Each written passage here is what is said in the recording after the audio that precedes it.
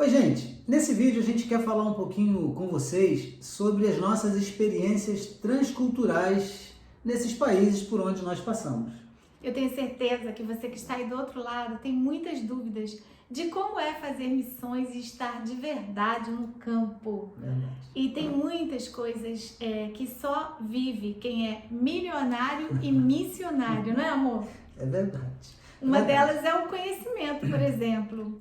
Pois é, a gente tem que zerar, né? A gente acha, quando nós chegamos na Argentina, por exemplo, nós achávamos que já conhecíamos bastante, né? Íamos chegar ali simplesmente, a coisa ia acontecer com aquilo que a gente sabia, né? Com aquilo que a gente tinha já de formação. E na verdade a gente acabou descobrindo que não foi bem assim.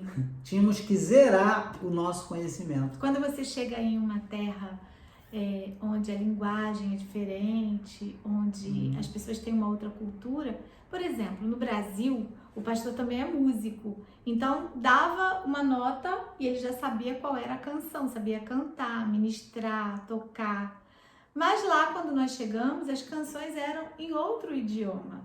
Então, o conhecimento que nós tínhamos no Brasil, na nossa língua nativa, que é o português, já não servia mais, não é verdade? Claro. Tivemos que nos adaptar ao idioma, e não só ao idioma propriamente, né? Mas, e aí a gente já falando um pouquinho também de Chile, porque o espanhol é falado em 197 países, né? É o idioma mais falado no mundo, é o espanhol. E em cada país de fala hispana, a gente encontra diferenças, grandes e pequenas diferenças aí no idioma, né? Então a gente teve que não só aprender a falar o espanhol, mas aprender a falar o espanhol que se fala em Buenos Aires, capital federal, que é o portenho, mais carregado, mais pesado. Mais forte. E, por exemplo, no sul do Chile, é totalmente diferente a entonação do que você diz, né? E alguns ou muitos significados de palavras que de um país para o outro mudavam. Então, a gente teve que se acostumar e aprender não só a falar o espanhol, mas também a nos adaptar às diversas formas de falar o espanhol e de compreender também. Porque, por exemplo, nós estamos agora aqui pertinho da Espanha. Na Espanha já se fala outro espanhol. Totalmente. Eu aprendi a falar espanhol em Costa Rica, que era o espanhol tico. Depois nós fomos para a Argentina, que é aquele espanhol portenho, aquele espanhol mais firme. E depois fomos para o Chile, que era o espanhol tudo no diminutivo, né? Tudo pequenininho, aguita, cacita, aguita calentita.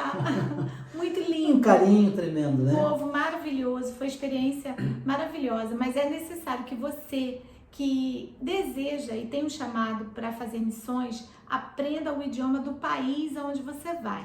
Nesse momento nós estamos em Portugal, aqui na Europa, e aqui se fala é o português de Portugal, Também tem suas diferenças. Bastante diferentes. Mas é português, gente, é muito mais fácil. Para nós foi mais fácil, tem sido, né, mais fácil aqui em Portugal.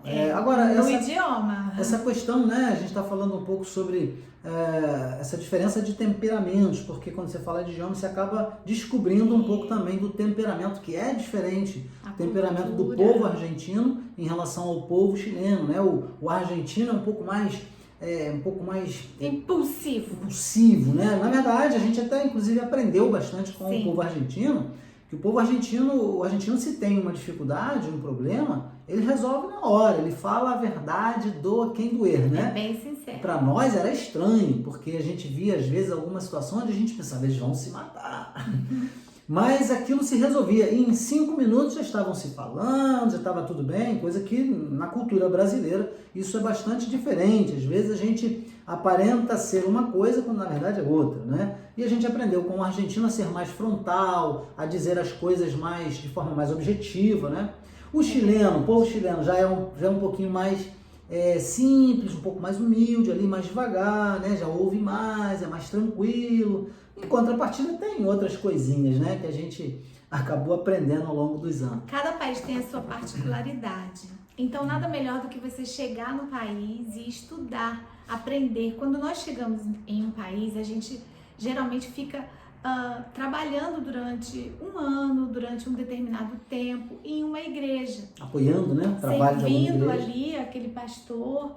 E nesse tempo nós vamos estudando as pessoas, a cultura do país, Nós aprendemos também, hoje, graças a Deus, a gente já se adaptou, mas no início nós passamos pela dificuldade do clima também. Nós viemos de um país tropical, o Brasil é um país Calor de 45 graus no Rio de Janeiro. Nossa igreja ficava no Rio de Janeiro, muito quente. Paramos primeiro ali em Buenos Aires, onde a gente experimentou um inverno, no dia que eu cheguei de viagem, chegamos no inverno, né? Sim. O carro que foi, do pastor, que foi me buscar no aeroporto, para vocês terem uma ideia, era um carro a gás. Isso. E a tubulação de gás congelou e o carro teve que parar no meio do caminho para resolver aquele assunto ali. Então estava fazendo bastante frio e era uma coisa que nós não estávamos para nada, né? Como se diz lá, acostumados. Nossos filhos sofreram bastante com o frio. Até né? porque nós não tínhamos, quando nós chegamos em um país, você tem um tempo determinado, por exemplo, para usar sua carteira de motorista, enquanto vai dando entrada na documentação para sua legalização.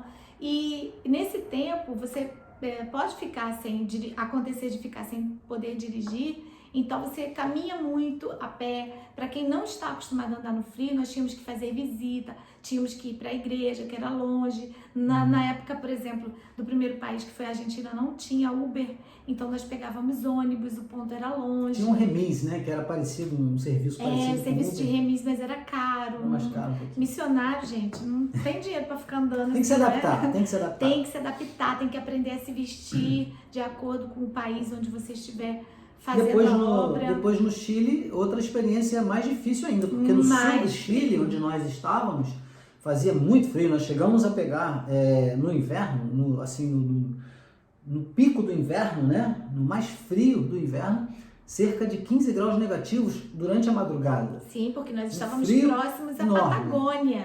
Sim, lá bem no sul, lá né? é bem frio. E nós enfrentamos muitas dificuldades também em vários países. A situação da comida, né? Por exemplo, a comida... Isso era uma dificuldade. Imagina que nós tivemos que nos acostumar, pelo menos no primeiro ano, a comer sem o nosso feijão. Imagina, gente. Arroz e feijão, né? Porque carioca sem comer feijão. Como é que faz?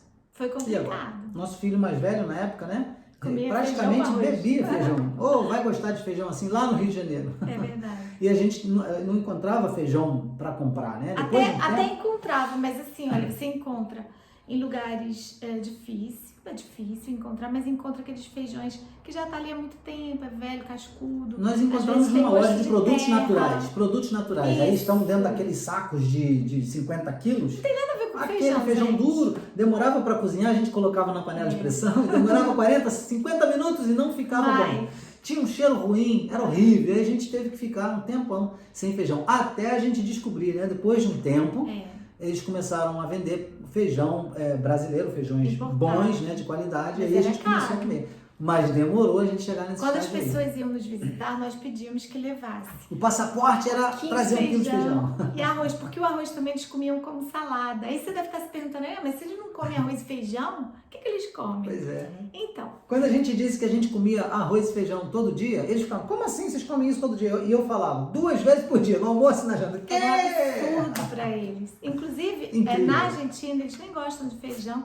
Eles acham que é uma comida estranha, assim, com uma aparência. Alguns se adaptam depois, né? Depois que a gente fez Depois que algumas pessoas acabam feijão, gostando. Alguns gostam. Mas o que eles comem? Eles comem muita massa, macarrão, batata, salada, carne, né? Tem muito sentido, né? A forma deles comerem, porque é bem simples, é bem objetivo. É uma salada com uma carne, com talvez uma batata frita ou um purê de batata. Geralmente são 2 pratos. Não é nada de muita coisa, né? A gente come arroz, feijão, carne, salada, batata frita, tudo junto no mesmo prato. Eles não, é uma coisa mais simples. E a gente acabou aprendendo, né? Tendo essa experiência no Chile também, a culinária no Chile bastante eles comem vasta, mais. Comem muito mais, né? O chileno, se você vê, o porte do chileno é mais cheinho, né? Mais gordinho, mais fofinho, porque se come, até porque no sul, né? Fazendo bastante frio, você sabe que quando tá no inverno dá aquela vontade de comer, né? Aquela sopa ou aquele caldo sopa verde. De marisco. Nós estávamos em Porto Montt, onde era na verdade, a economia ali girava em torno da criação do salmão. Então, o salmão lá era muito barato. Frutos do mar. E nós comíamos. Aqui em Portugal, por exemplo, a maior tentação são os pães. Por isso que os portugueses, né, quando vão para o Brasil, e abrem padaria, né? Eu até perguntei assim, uma curiosidade. Será que aqui tem rabanada no Natal? porque no Chile e na Argentina não tinha, mas eu descobri que a rabanada do Brasil, quem levou para o Brasil foram os portugueses, aqui como muitas são coisas, especialistas né? em rabanada. Como muitas coisas que nós temos no Brasil que Isso. saíram Fomos daqui. colonizados por eles. Claro. Também passamos um período em Londres, na Inglaterra, onde ali a questão do idioma era um pouco mais difícil, porque se falava inglês. Nós tivemos que também aprender o inglês para poder trabalhar ali durante 6 meses. I don't speak English.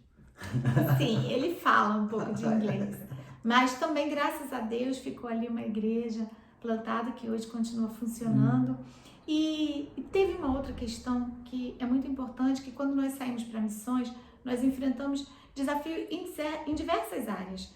Mas também existe o desafio do perigo. Embora nós não estivéssemos com a nossa obra em local de perseguição direta aos cristãos, a perseguição ela sempre vai existir. Cada país que nós entramos, existe uma retaliação. Nós não somos bem-vindos espiritualmente naquela terra. Hoje, por exemplo, nós estamos aqui em um lugar que é um dos berços da idolatria, né? E é muito difícil o trabalho quando as potestades se levantam. O mundo espiritual acaba se levantando, né, para retaliar. Nós, por exemplo, sofremos retaliações fortíssimas na Argentina, em Buenos Aires. Eu fui sequestrado por 2 bandidos, fui levado para dentro de uma favela e quase fui morto. Deus me livrou da morte. Não vamos contar aqui, é testemunho para outro momento, mas foi uma sensação horrível de morte que Deus me livrou ali, né? No Chile nós também tivemos uma retaliação fortíssima espiritual que acabou vindo sobre a nossa filha. Ela teve que ser operada, inclusive, de uma escoliose com um grau altíssimo, né? Hoje ela tem 15 parafusos na coluna vertebral. Interrompeu a nossa obra por 6 meses no Chile. Nós tivemos que sair do país por causa dessa retaliação. E etc. Na saúde da nossa filha. No Chile nós passamos pela explosão de um vulcão. Erupcionou um vulcão, nosso vizinho ali, pertinho da igreja. Janela. Quase que tivemos que evacuar a cidade. Entre outras coisas, né? Porque no Chile tinha terremoto, tsunami, vulcões, tudo isso o missionário tem que estar preparado. E aqui em Portugal, hein? O que é? Olha, deixa eu dizer uma coisa para você. Em Portugal, pá. Cada país tem a sua dificuldade. Cada país, quando nós fomos para a Argentina, lá eles estavam com uma gripe aviária muito grande na época. E no Brasil não tinha. E até conversaram com a gente sobre tentar adiar nossa ida para a Argentina por causa daquele perigo. E nós dissemos, se nós desistirmos agora, no começo, como é que vai ser quando nós estivermos lá e vierem as perseguições? Não é verdade? Sim. Tem uma outra situação também, tem muitas. E a saudade? A saudade... A gente sente saudade de tudo, né? Desde do que a gente começou até falando aqui. Até da rua que a gente andava no Brasil, a gente lembra da rua. Impressionante. A gente sente muita falta do tempero brasileiro, né? Sim, das pessoas. Das pessoas, dos amigos, da nossa igreja, mãe, dos parentes, enfim, até do cachorro, né? Até do cachorro você sente saudade. Muita. Isso também é uma coisa, né? Se você quer fazer missões, você tem que estar disposto a deixar tudo. A deixar tudo para trás e seguir a Cristo, porque a palavra de Deus nos ensina isso, né? Aquele que não deixa pai, mãe, irmãos, por amor de mim, não é digno de mim. Então, saudade, gente, nós sentimos. Quando dá para ir no Brasil, nós vamos. Agora, por exemplo, nós chegamos aqui e entramos em uma pandemia. E aí fecharam as fronteiras, é uma situação que você sabe, porque todos os países, ou quase todos, viveram isso.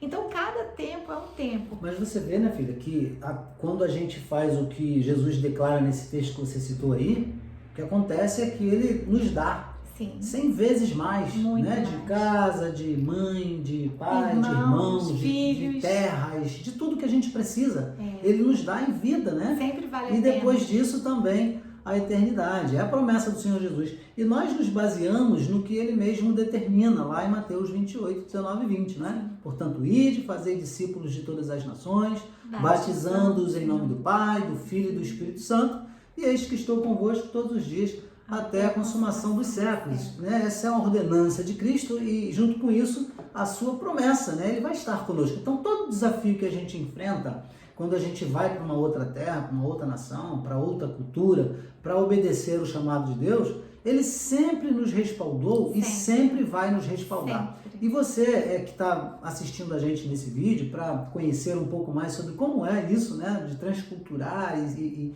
enfrentar esses desafios, saiba que Deus, se Ele te chamou e se você veio para atender esse chamado, Ele não vai deixar você sozinho, Ele vai te amparar, Ele vai providenciar para você tudo o que você precisar para colocar em prática essa obra. Até porque Deus não financia pessoas, Deus financia projetos. Então, a escassez, o recurso, né, às vezes tão pequeno, isso não é um problema para Deus. Porque Deus, Ele é o dono de todo o ouro e de toda a prata.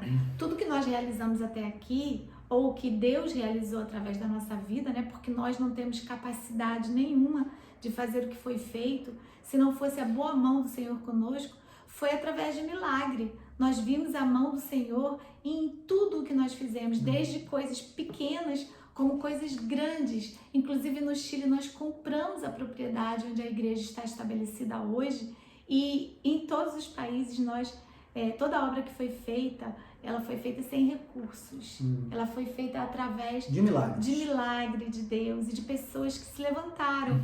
E por isso que eu quero convidar você que está aí, talvez no Brasil ou em qualquer nação, e quer também fazer missões na Europa, quer ser parte do nosso trabalho, da obra missionária aqui. Nós estamos plantando essa base aqui, gostaríamos muito de ter você conosco, como nosso parceiro, né? Desse projeto. Como nosso parceiro. Você vai encontrar aí no nosso site, você que está navegando, um espaço onde você vai poder ter acesso, né, talvez à nossa conta bancária, à conta da igreja, e você vai poder contribuir da forma que você desejar. Você pode, como nós falamos, né? Você pode orar, você pode contribuir financeiramente, você pode vir para cá também trabalhar conosco. Nós vamos te receber aqui com os braços abertos, vamos ensinar você, vamos formar você, vamos enviar você para que Deus abençoe o teu caminho, tá bom? Vamos ajudar você a chegar até aqui. Era isso que a gente queria transmitir, né, filho? Contamos com as suas orações aqui por nós nessa terra.